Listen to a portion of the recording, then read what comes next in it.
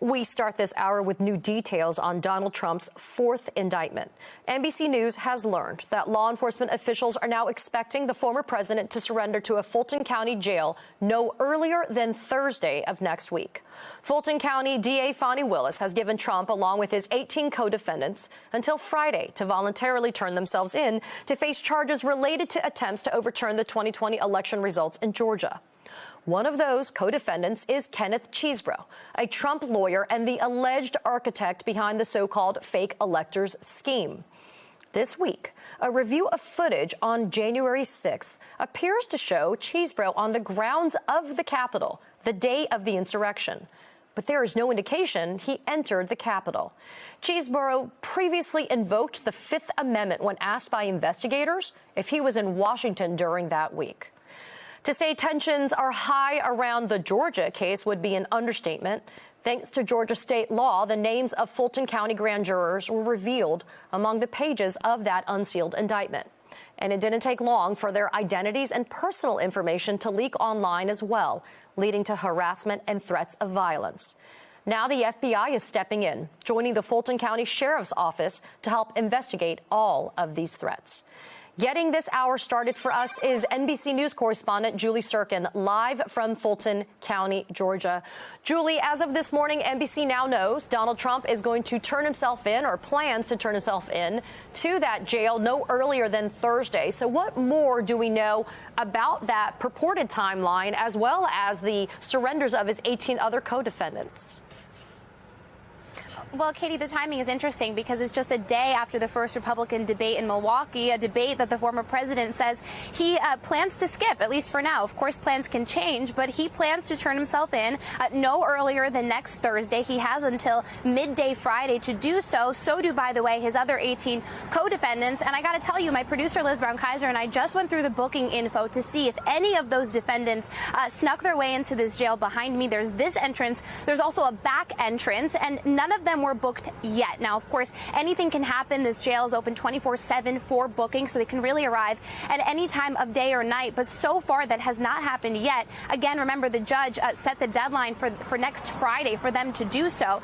But of course, as we move forward in the timeline here, right, in the booking process, we have a couple of defendants who are actually trying to move this to a federal case. I'm talking about Mark Meadows, the former chief of staff. His evidentiary hearing is actually set for 9 days from now to look into that. But of course, we don't expect anything other than delays in terms of the trial itself to change. Even if it does move to federal court for Meadows, for example, the parameters of it are going to stay the same exactly as DA Fani Willis here outlined them.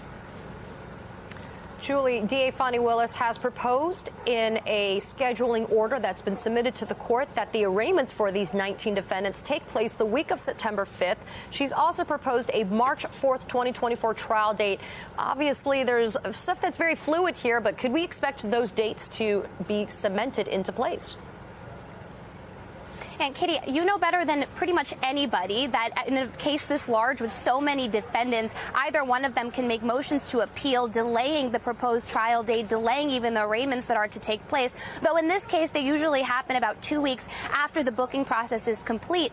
That being said, the former president has already taken to Truth Social, his social media platform, blasting the DA for setting that March 4th proposed date, because that's just a day before Super Tuesday, which is basically the biggest primary event where primaries kick off in several key states for the Republican election for 2024 presidential race. And so Trump is blasting that date. Of course, Fani Willis, the DA here, has said multiple times that she wants the first hearing to happen within 6 months, which some experts say is very ambitious considering the scope, the size of this case, but also the really sprawling list of defendants here, any of which, like I said, could make a motion to delay, to appeal. Certainly conversations are ongoing with all parties, with the judge as well that she proposed these dates to. But as we saw in the federal 2020 election case against the former president, one in which he already pushed to delay that trial until 2026, 2 years after the presidential election, we do expect him to continue making that motion in this case, trying to delay all of these trials, the 4 simultaneous trials he's facing,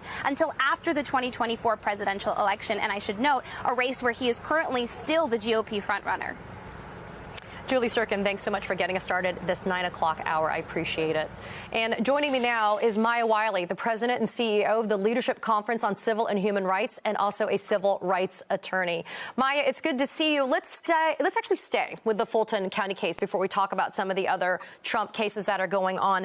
You know, We've talked about protective orders. We've talked about gag orders possibly being imposed in other cases involving Donald Trump. We've heard the news. Not only has the grand jurors in Fulton County been threatened and doxxed online, but we also know that federal judge Tanya Chutkan, in that election interference case for Donald Trump, she's also been threatened, and a Texas woman has been arrested.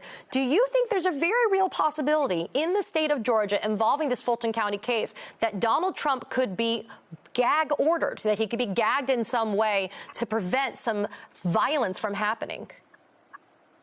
Oh, I certainly think it's a possibility. And, you know, Katie, the sad thing here is this is exactly what we have seen in election cycles. Election cycles in and of themselves, we see a spike in violence and in threats, particularly hate motivated. And we've seen that Donald Trump himself, both as a candidate back in 2015 and consistently has been willing to provoke violence.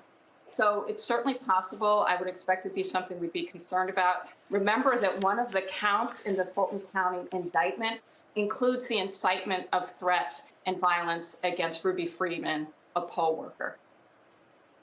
Maya, there was a promise made by Donald Trump that he was going to reveal, quote, a large and complex, detailed but irrefutable report to reveal it at a press conference. It was called off.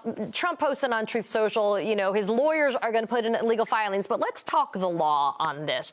Do you think that he actually heeded legal advice, probably for the first time, from his lawyers telling him you're actually risking your defense the more that you're putting out a theory of defense for people to see?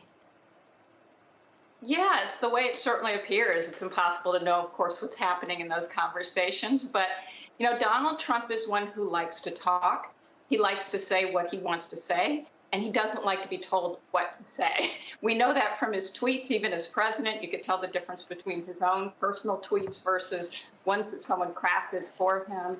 And we've seen this behavior from Donald Trump even as early as, remember, James Comey, when he fired James Comey, or the Ukraine call to President Zelensky, you know, these times when he makes these statements, and then he has all these public conversations about what they said or what they mean. Sometimes he contradicts himself, says different things. And if you're an attorney, as you know, Katie, the last thing you want is your client going around talking about a case, possibly saying inconsistent things, making promises that can't be kept, saying there's evidence that is not evidence, because all that does is damage your case.